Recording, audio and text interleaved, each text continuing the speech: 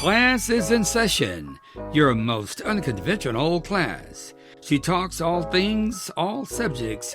It's the Interdisciplinary Podcast. Hosted by your favorite doctor, this is What's the Say with Dr. Kymrae. Yes, another episode. That's what he would say, at least. We have a special guest with me today, and let me share a little bit about how I know this gentleman from the ESPN Radio show Coffee and Cash Flow. He used to come on the show, and he would welcome everybody to the Coffee and Cash Flow show on ESPN Radio in Charlotte, and he would say, yes, another episode. So I was just trying to give it to you just like he used to give it to us. And welcome to the show. This is What's the Say with Dr. Kymrae, the Interdisciplinary Podcast, by the way. And, you know, I was going to wear my polo, my ESPN Coffee and Cash Flow polo, because I like to come dressed for the interview for the day, who I'm going to be speaking with. But you know what? I played a little bit of golf the other day, and so it wasn't quite ready. So I hope this polo right here will do. But I have with me a giant in the financial services, if you will, wealth management sector with us today, this week. And he is known as the retirement wealth coach. And he is Mr. Stephen Crawford, who also holds an MBA, and he's certified financial fiduciary. He is, I don't know what these titles are, and so he's going to tell us what they all are, but he is an RFC. He is also a part of the National Social Security Advisors. This gentleman here, I mean, I'm just honored to know him, you know, and now I can call him a friend. Even though I told him we're not playing friends today, we're playing business today. But because I really want you guys to learn a lot from him. But this is Mr. Stephen Crawford, MBA, with us. How you doing, Mr. Stephen Crawford? I'm good. I'm glad to be a part of the show. What's to say with Dr. Kymrae? Hey. That's right. So I want to share with them a little bit more, because there's so much more to you than just, you know, what I've already mentioned, which is already incredible. But you are also a CEO and managing partner of the Fig Wealth Advisors. For 20 years now, you've been in experience in insurance and financial services. And you are I guess this is a foundation kind of capital retirement specialist position that you are a master of, or an expert in? Yes, mm-hmm. And it's in building, you know, making sure your foundation is correct. Okay. All right. Well, and then, guys, there's so much more to this guest right here. Stephen is also co-author of best-selling book with major author Jack Canfield. And Jack wrote the Chicken Soup for the Soul. So this book that they have co-authored together is the Success Formula with Jack Canfield. That is just incredible. And of course, we're going to talk about the book a little bit more, but I just wanted to share that with you. He's also a member of the National Academy of Best-Selling Authors, the Writers and Speakers, National Ethics Association, the National Black MBA Association, and he is a Hall of Famer. He's a Hall of Famer with the youth sports organization right back in my backyard, actually, in Pembroke Pines, Florida. And, right. You know, Stephen, what makes you such an extra special financial wealth management coach is the fact that you are also in a group of only 3% of advisors specializing in retirement products. Is that correct? Oh, absolutely. I belong to a special club within a club. Put it that way. That's some serious stuff there. That's extra VIP, the VIP of the VIP. Yeah. So, you know, how you go in the room and they tell you, okay, and you know you VIP anyway, so you get to go in the rooms. But everybody don't get to do what Dr. Kymrae gets to do. So there's a room that behind the room that Dr. Kymrae gets to go in, and I go in, but everybody can't go in that room unless you invited, right? Wow. So, I'm glad I'm in that room too. Woo! Well, so good. I love it. I love it. So, I you know what? I kind of mentioned it on the intro before I brought you in, but you know, Stephen and I also, he allowed me to come in and on his show, Coffee and Cash Flow, to be to have a segment. And you know, it was really fun. It was a lot of fun. I met Stephen at a professional, some type of event, and he gave me a shot. I said, hey, I do media, and, you know, it'd be nice for me to come on your show. And, you know, I thought I was just going to be a one-timer, and I came out one time and they were like, all right, so you coming next week? And I was like, yes. So it was fun. And of course, we've grown a good friendship from there. And so I'm just honored to have this opportunity to feature you on my show and to get some information out to my viewers and my listeners that's so important and so imperative right now in this time period and always, you know, not just because we're dealing with this pandemic situation, but just in general, you know. I think if we were more prepared, we would probably be in a great situation right now when circumstances like this, unforeseen events come up like this. I want to talk about a little bit about you know, what is this total client engagement that you talk about as it relates to people outliving their money? Or am I going on the right track? Like, what you created this acronym, this TCE. What is that all about? Well, I think that many of our clients are being given one-sided information. Mm-hmm. And so I think that if you're dealing with a financial planner, retirement advisor, whatever it may be, I think it's important to be able to be engaged throughout the process and to understand. And so I've been accused of over-educating people by other financial advisors. And I say, well, I can only be me. There was a song that was on School Days and the guy was saying, I can only be me, right? He was singing.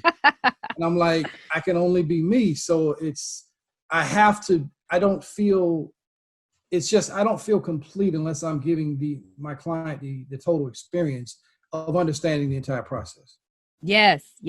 I get it. I totally get it. So tell the people, because I, of course, did not know what I was talking about. I know somewhat about some of this stuff because, you know, you've educated me, and Coffee and Cash Flow, the show, has educated me as well, in addition to me also doing some internships with some investment firms.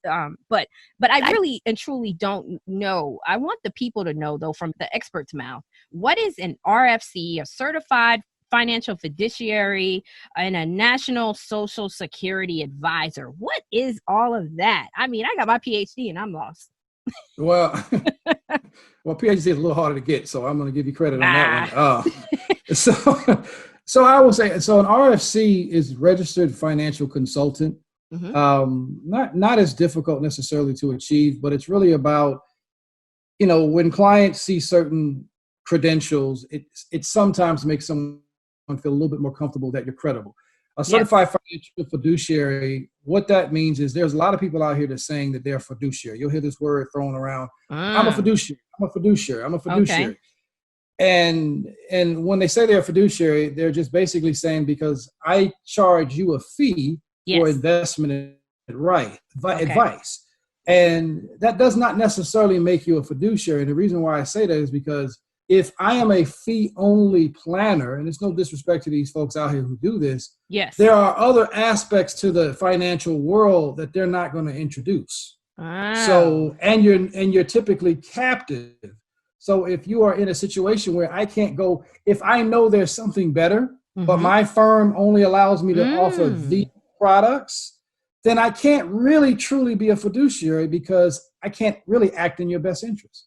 So as a certified financial fiduciary, there's a class you have to go through. You have to take a test. And that's what I did. So I went through, that's a fully accredited course. And so it's a certified financial fiduciary, but I am not limited to any sort of just investment only or insurance only. We are a hybrid practice that we can offer the best of both worlds. And I'm completely independent. So when you're dealing with someone that's captive, you're only going to get a limited amount of advice. But when you're dealing with someone who's independent, I have the ability to go and get the best of both worlds.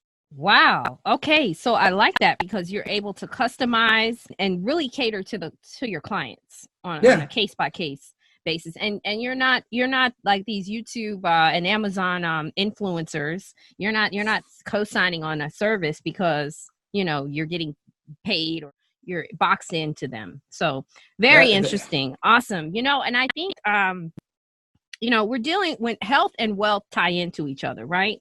Absolutely. You know, significantly. And COVID-19 obviously is equaling a lot of economic hardship, right?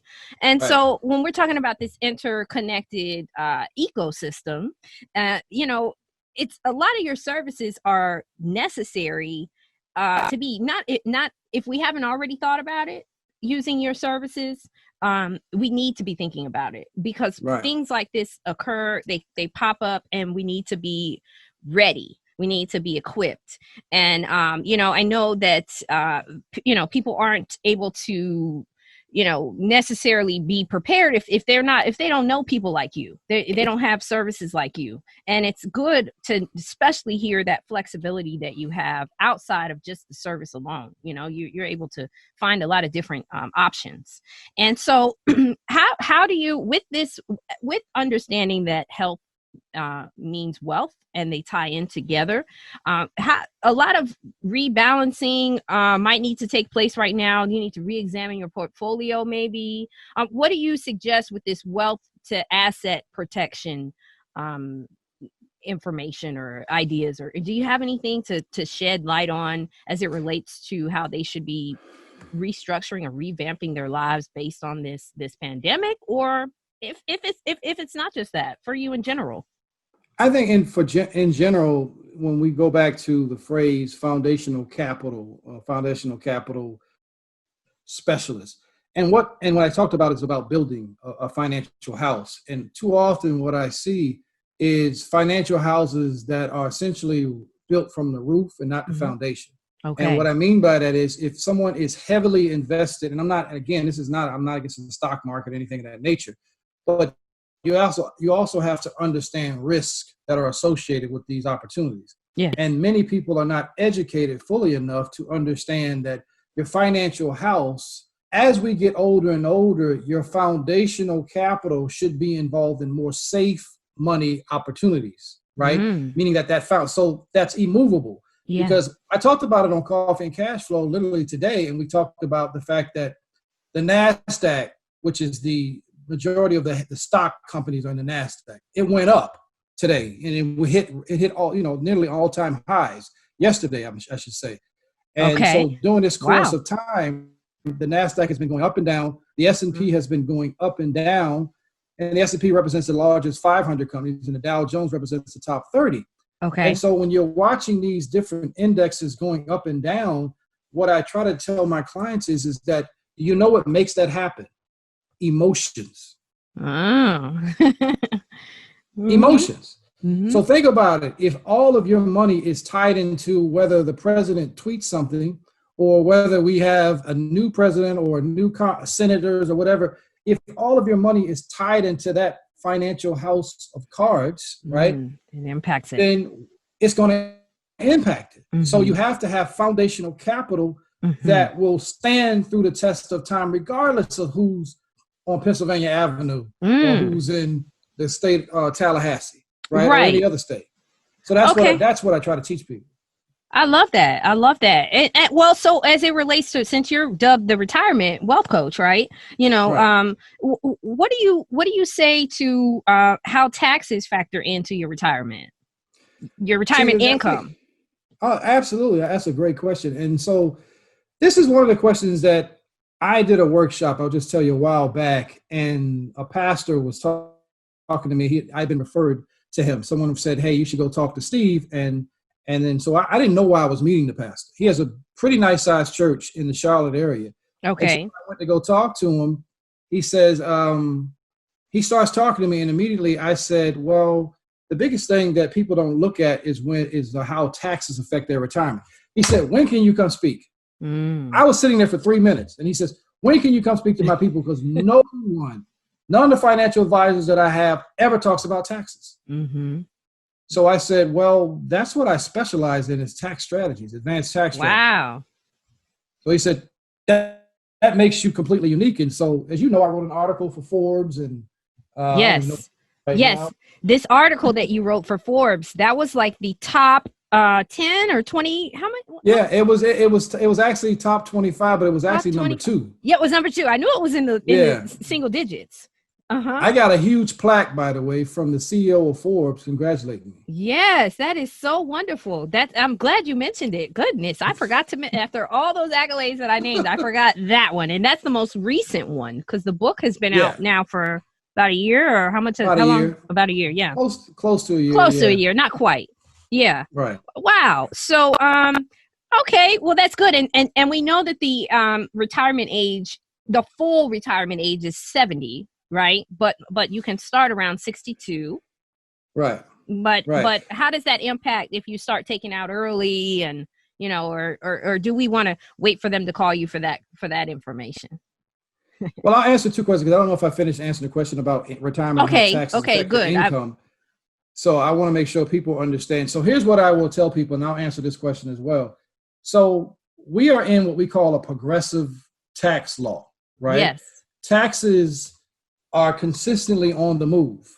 And so what we currently have right now under our current administration, we have taxes that are as low as they've been in a very, very long time. Mm-hmm. So but here's what people need to understand.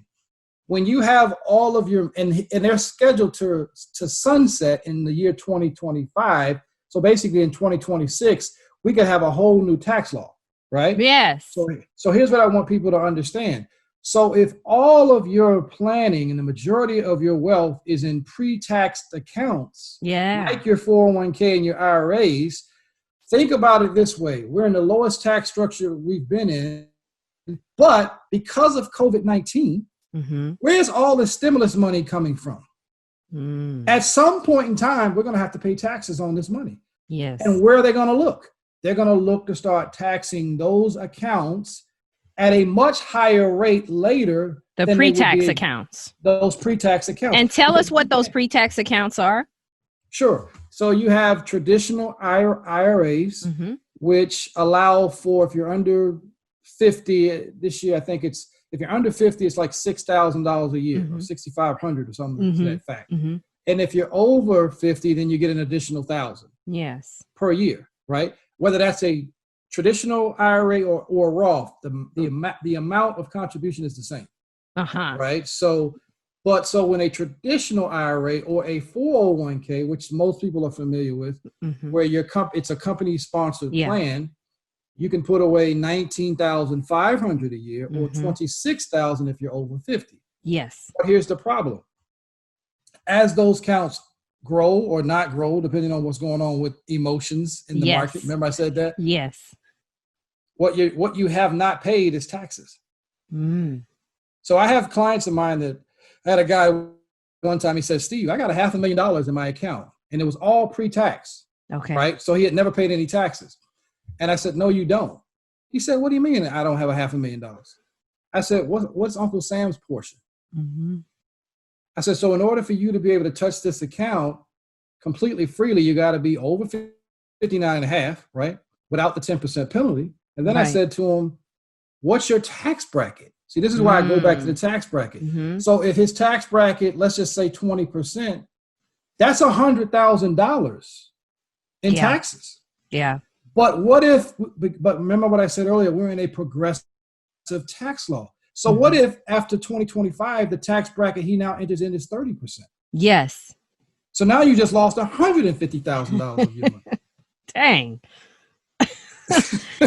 So in that situation, what would you have recommended for him though? So depending on the individual, of course. So what I start talking about is you need to start thinking about Roth conversions. Start converting that money into tax-free positioning to where you pay the tax now because the tax laws are lower right now. So you take the hit and pay some of the taxes. We have strategies where we can show you how to pay the taxes off maybe this year, a little bit next year, and a little bit following, so that by the time all the taxes have been paid out, you don't have to worry about them raising taxes on your retirement, right? Because you've already paid it. Right. I see. So what is this when you say a Roth conversion, are you referring to like a Roth IRA or a Roth 401k? Well, there's two. So I'm glad you mentioned that. So there's a Roth IRA. So here's what happened with a Roth IRA. So a lot of people are familiar with Roth because it's tax-free retirement and your money goes in post-tax, which means after you've already been taxed, it goes in. So with a Roth conversion, you have the ability to be able to say, I want to convert some of my traditional IRA money that's been my pre-tax money, and I can move some of that, if not all of that money, over into a Roth IRA. Okay. So that's what I mean when I say a Roth conversion. You're basically converting the traditional to the Roth. Okay, got it. So that's kind of like a rollover IRA when you're converting from a maybe 401 to an IRA, right? That's a little different. A Okay. rollover or a transfer, you still want to make sure. And I had a client that he dealt with an advisor. I'll never forget that as well. He flies planes. Uh-huh. And so when I came to him and I met him, he was telling me he had this tax issue. I'm like, what do you mean? And he said, well, I had some money moved from an IRA and I put it into another IRA, and my advisor didn't tell me that, I had to pay the tax on it. I said, what? Mm-hmm. They didn't? Why would they not tell you that? Mm-hmm. And so I said, oh, that's the first thing you do. First of all, they should have moved it to a like type of investment. I'll tell you that. Mm-hmm. You go from a 401k, which is a company sponsored plan, you would then move that money to a custodial house, which it becomes an IRA. Okay. So that you don't pay the taxes if you wanted to not pay the taxes at that time.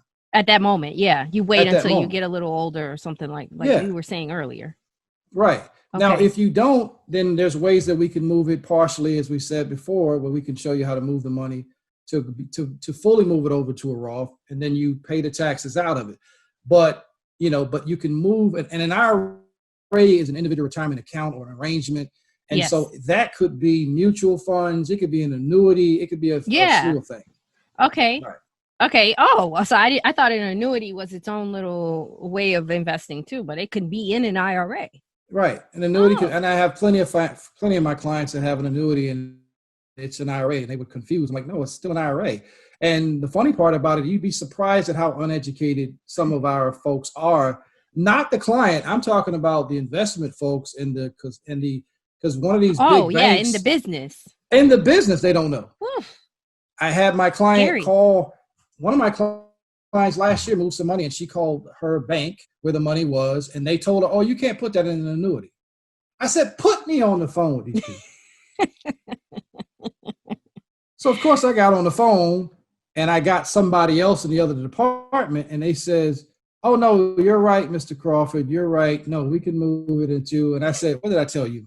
I said, you need to train whoever you got in your company. They need to understand how IRAs work. Wow. Right. So they didn't even know how it works. Wow.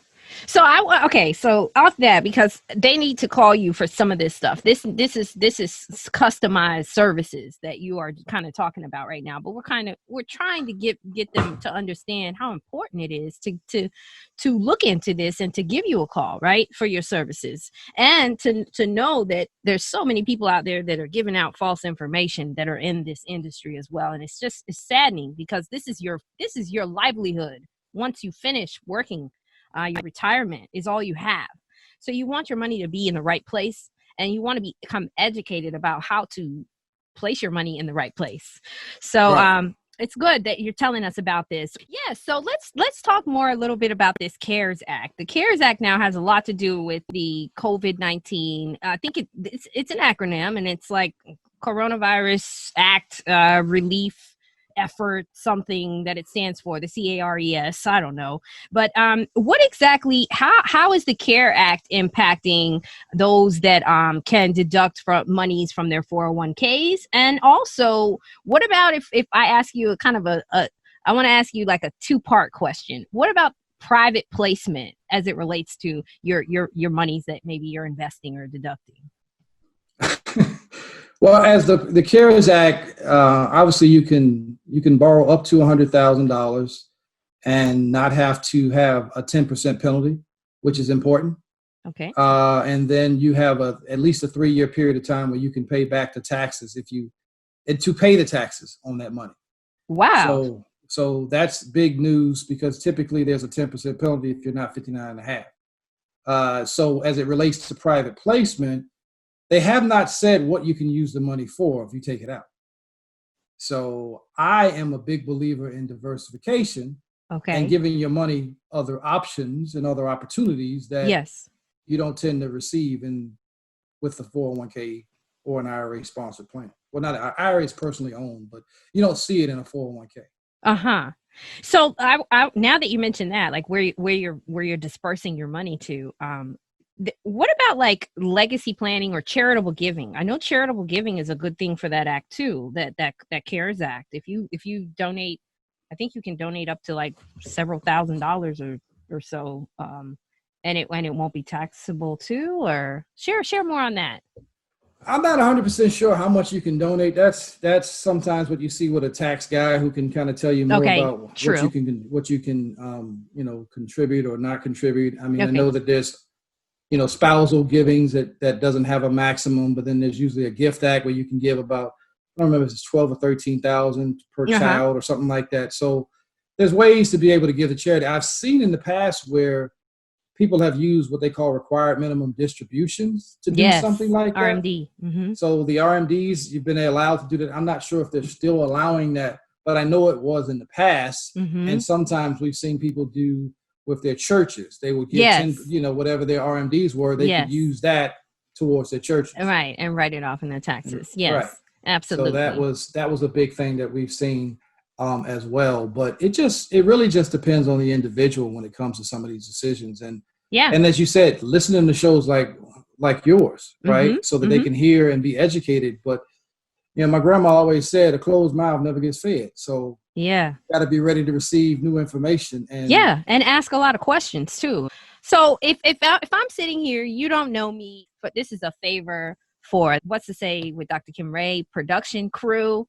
If someone were to ask you for your biggest piece of advice, not guidance,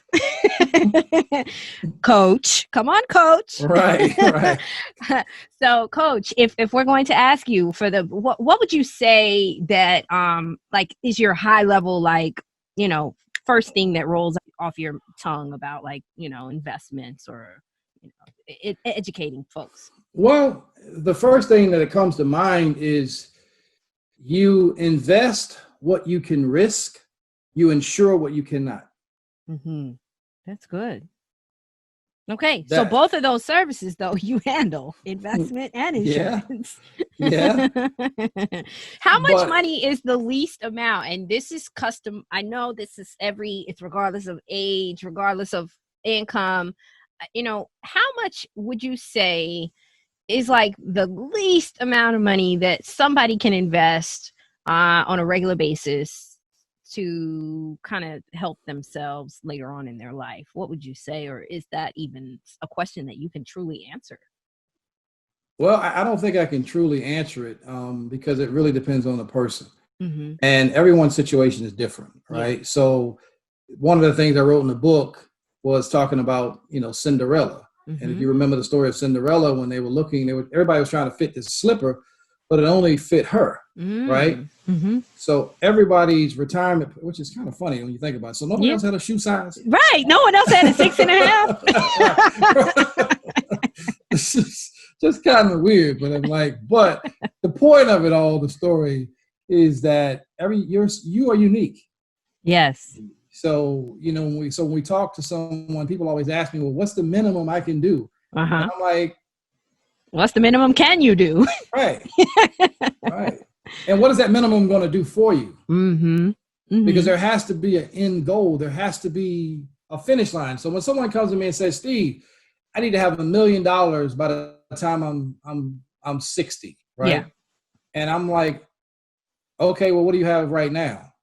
Is what I'm going to ask. Yeah. And then I'm going to say, well, what is a realistic rate of return that you're expecting?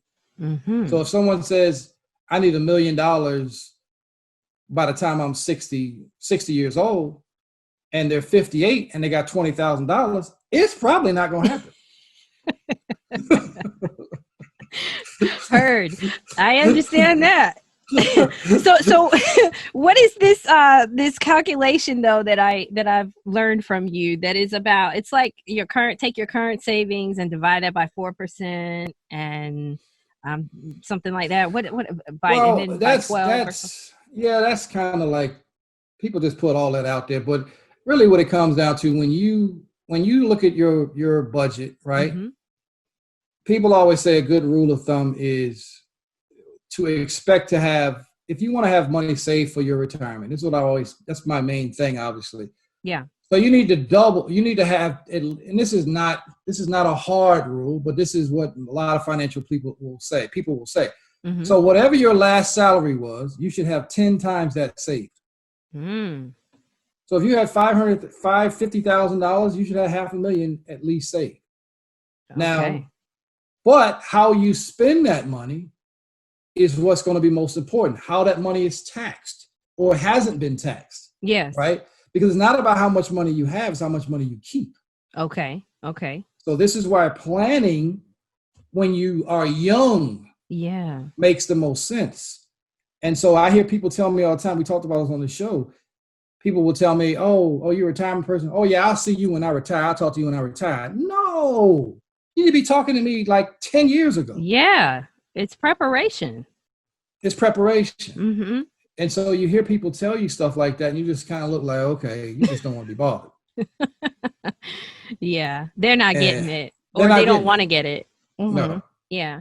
But my viewers understand and they want to get it. And that's why we're here with you today, because we want to learn and we want to be better than the last generation, right? We didn't know things that we know now. So we want to feed the future and enjoy living later on in life.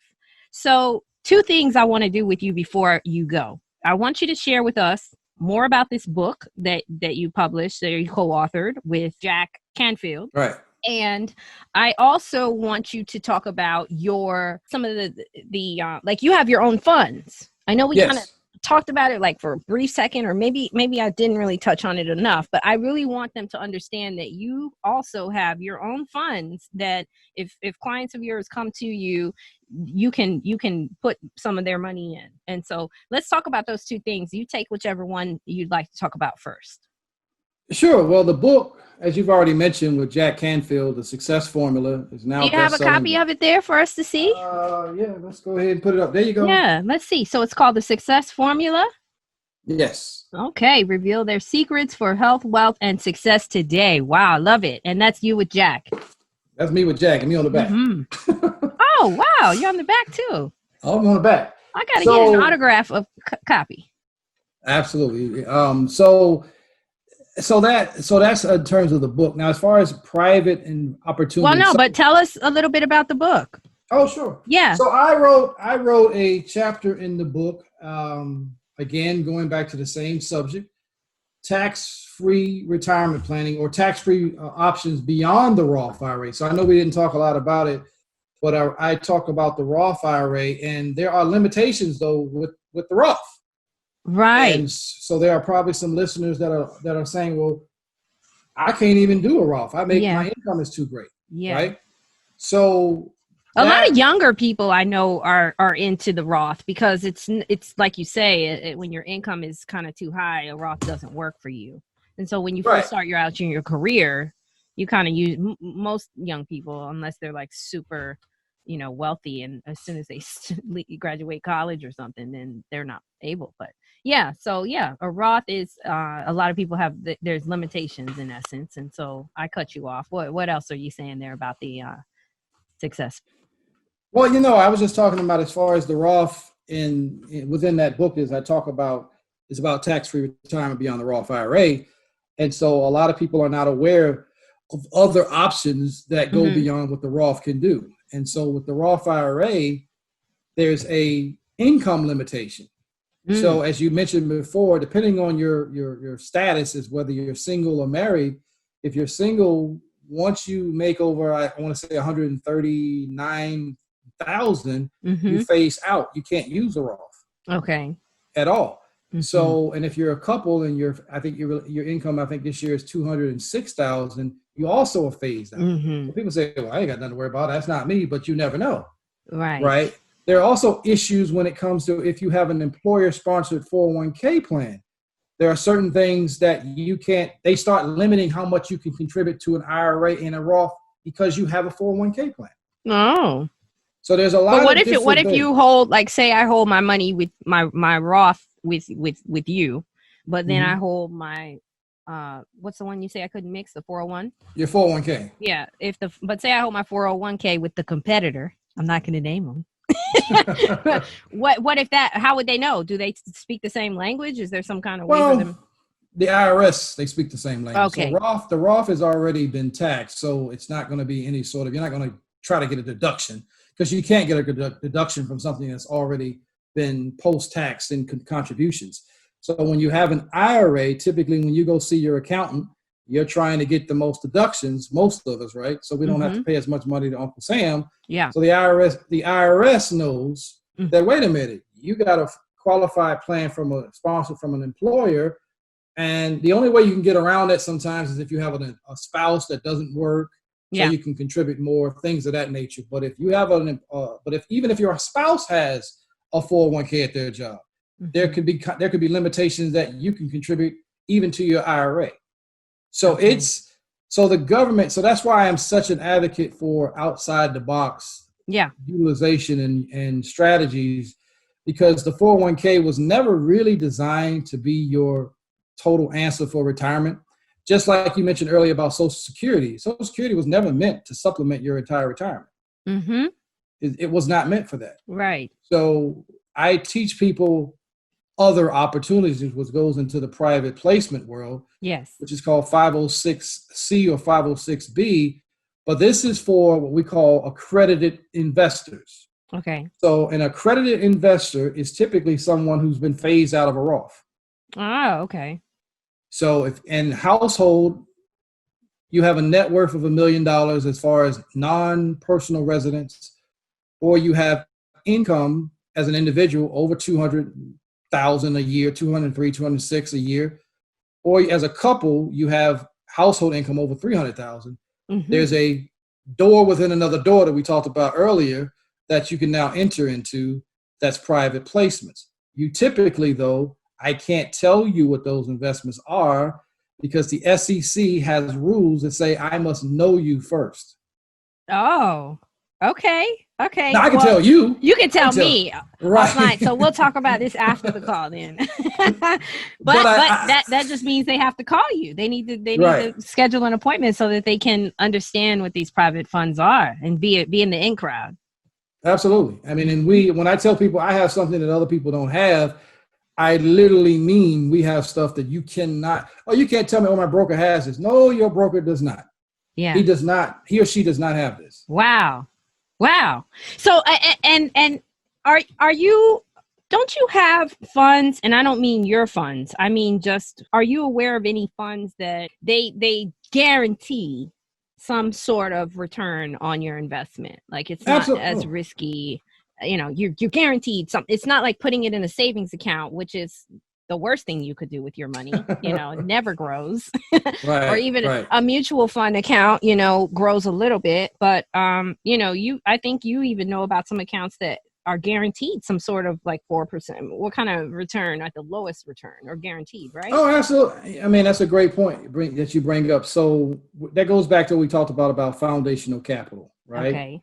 And so there are companies that this is more on the insurance side, because what is insurance supposed to do? It's supposed to give you assurance, right? And so when you start talking about companies that offer minimum guarantees, no matter what happens. Yeah. So I can tell you a story, a lady, Miss Mary, who I was referred to from one of these workshops I did with the church. Okay. And Miss Mary had several $100,000 in a volatile situation with one of these big brokerage houses. And they were charging her over 2% plus per year in fees. And there's no guarantees that her money would go up or go down. Oh. And so when I talked to Ms. Mary, I said, "You're retired, aren't you?" She said, "Yeah." I said, "Let me ask you this question. If you were to lose 30% of your portfolio right now, how would you recover from that?" And she said, "I wouldn't be able to." So I said, well, what we should do is look at foundational capital positioning. And as we get older, there's this rule of 100, where if you have a certain amount of years to risk your money, depending on your age. So let's give you an example. So if we say 100 and you're 30, you got 70 years, right? Right. So you can, and that not necessarily 70 years, but you have a 70% risk in your portfolio versus 30% safety. Right. But as you start getting older, that needs to change. Mm-hmm. So what happened with Mary, and this is another client of mine, Dr. Stacy. Mm-hmm. I work with a lot of doctors as well. Mm-hmm. And Dr. Stacy and I, and I'll just mention Mary. So what happened, I moved her money. It has a minimum guarantee of 4% a year, compounding for 15 years until she touches it. Wow. No matter what the market does. Wow. And she has no fees at all. What? Okay, seriously? I need to be in that. At least that. Everyone needs to be in that. At least that. I mean, if you make the minimum, whatever it is to get in that fund, that's a no-brainer. Right, and it's not an investment at all. So it's an insurance. I call it a retirement insurance contract. There's other names for it, but that's the name I've come up with. Yeah, it keeps it in layman's terms for people like me to understand. Right. So here's what happened though. I moved her money. She was supposed to go see some other guy, and she eventually spoke to our good friend Key, and Key said, why would you do that? Steve does this, and this is what he does, and he helps so many different people. And she said, well, Steve was like, well, you either take it or leave it. I'm like, I didn't say that, but I was just basically telling her, I'm not going to chase you to make you make a decision. I'm just letting you know I'm trying to help you, right? Yes. And so she ended up listening to me. I told her to go. Yeah, you don't have to sell this stuff. If you don't want it, that's your loss. Yeah, right. Right? Right. And she told her, I was like, that's not what I said. But, then she said, and so she came back to me, she moved the money, and guess what? 2 months later, COVID happened. Mm-hmm. And guess what? The portfolio, she would have lost 30%. Wow. I know she's singing your praises. Singing my praises. She is telling me, I talked to her a couple of weeks ago. She said, Steve, I'm so glad I listened to you. And then I got, you start beating on your chest a little bit. I tried to tell you. I love it.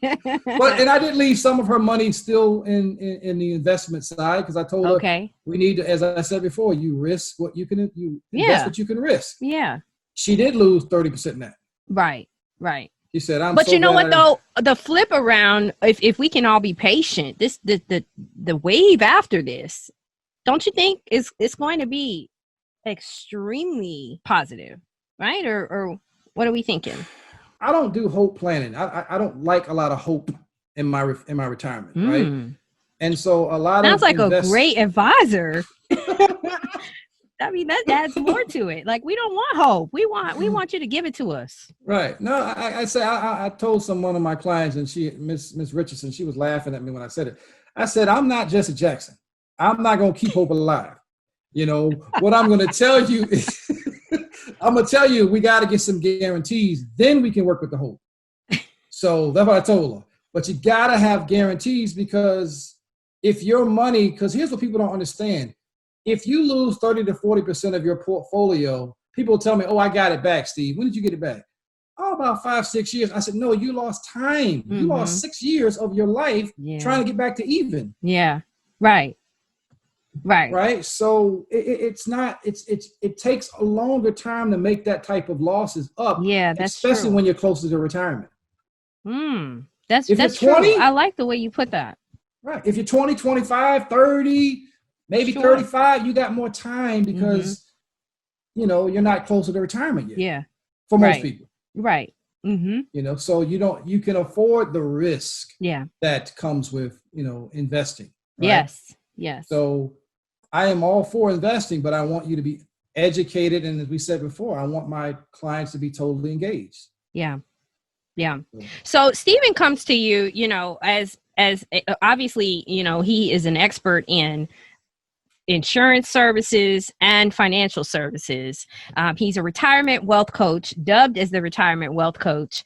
And so he focuses on retirement, and so I want to remind you of that. And he's clearly an expert, and he has a lot of weight in the sector where he is in with the VIP, where he can get those private accounts for you. And also, Stephen, help me out. What are those, the 3% group of you? What is that called? Yeah. That's that. Well, it's somebody joked and told me it's called, are you in the naughty? I said, no, it ain't that. I ain't even gonna say the whole name. I just said the naughty, right? I said, no, I'm not in that. I'm just in a group of specialized advisors that can offer. And bottom line is, we can offer you products, and I'm not a product pusher, but the products are the answer to your problem. So within that group, we have the best of Bank of America, JP Morgan, Merrill Lynch. We have the best of Wow. Sachs. All the names. The best of all of the big boys. So when I say I'm independent, that does not mean I don't have access to the Robert Schiller. Yes. So we have some of the biggest names who give us private products for our people. Okay. Yeah. And so Stephen is not a financial advisor so much. You're more of you're a wealth management advisor, like coach, if you will. Yeah, so I want to be clear on that, because those are two very different things. You know, we've got financial advisors, but we don't have people that are thinking about legacy planning and, you know, retirement planning focus, you know, and you're focused on the long-term investment of an individual.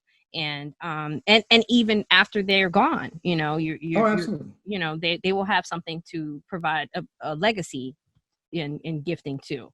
So well, the term financial advisors, typically most people think of investment only. Yeah. Right. But investment advisors are not necessarily retirement advisors. No. So there's a big difference. And that's why I wanted to make sure I said that before we got off, because I almost forgot to really hone in on that, because that's what makes you very different from a lot of competitors, where people might think that you're that person, but you're not that person. You are that and some. So you are all that in a bag of chips. And I'm just very thankful that we had you on the show today. And I'm going to wrap it up with you, but I want to thank you again for coming to the show. I hope you enjoyed it. I hope that, you know, you got some good information off your chest. And if I didn't give you an opportunity to share something that you wanted to share with us today, how about you give us a shot now and tell us before we wrap up? Well, I would just say I just joined Instagram, so I'm new to that. So you can follow me at Wealth Coach. You can follow me at Wealth Coach Steve. And you can also check out Coffee and Cash Flow Facebook's page, and go to Fig Wealth Advisors if you have any questions. My number, I can give you the number, I guess, is 980-216-8487, 980-216-8487. Don't be afraid to give us a call and ask for me. And, you know, it don't cost nothing to talk to me. So that's right.